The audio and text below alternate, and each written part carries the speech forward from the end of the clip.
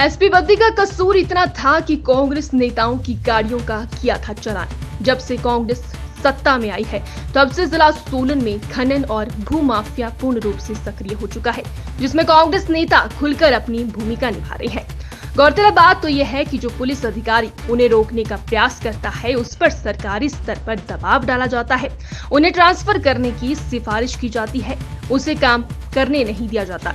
ऐसे में कानून व्यवस्था कैसे सुधर सकती है और कैसे खनन और भूमाफिया पर नकेल कसेगी, इसका अंदाजा सभी लगा सकते हैं।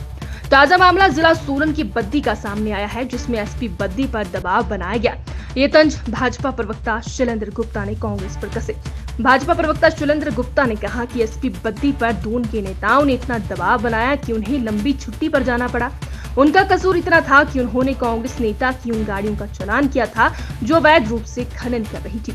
उन्होंने कहा कि अगर इस तरीके से अधिकारियों पर कांग्रेस नेता दबाव बनाएंगे तो कानून व्यवस्था से सभी का विश्वास उठ जाएगा।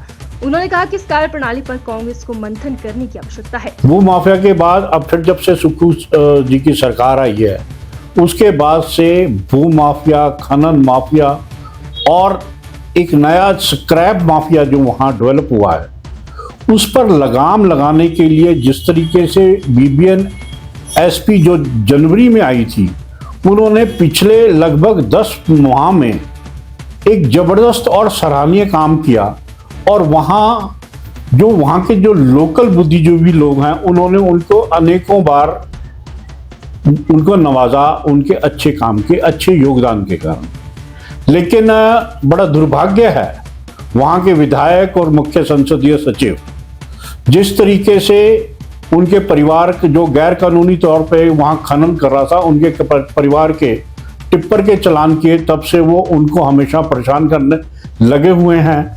और जिस तरीके से उन्होंने विशेष अधिकार हनन नोटिस जो विधानसभा में लाकर उसकी सारी सीमाओं को पार कर दिया, लेकिन सरकार का उनको वर्चस्व प्रधान है।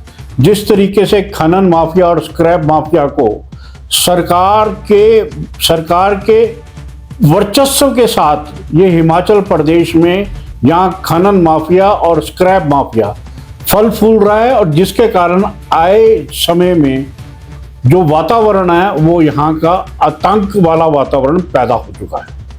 और उस आतंक के कारण उद्योगपति अब प्लान करने की पोजीशन में आए हैं। वो बार बार एक तो बिजली की दरों को बढ़ने से और उसके बाद जिस तरीके से खनन माफिया और स्क्रैप माफिया उनको आए दिन आतंकित करता रहता है, जिसमें सरकार का पूरा योगदान है।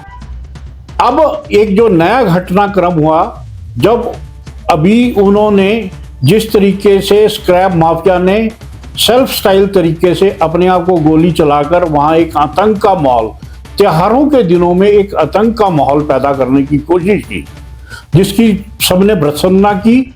और उसके बाद जब उसकी रिपोर्ट आई कि भी वो जब उसकी जांच पूरी हुई तो पता चला कि उस कारोबारी जो कबाड़ के काम को करता है उसने भी ये गोलियां खुद चलाई थी। मेरा मानना है कि भी जो जिले के दोनों मुख्य संसदीय सचिव हैं और यहाँ के जो विधायक हैं वो सब लोग ये इस काम में संलिप्त हैं, और माननीय मुख्यमंत्री जी का उनको आशीर्वाद है। हिमाचल के अंदर जिस तरीके से आतंकवाद का माहौल पैदा कर रहे हैं वो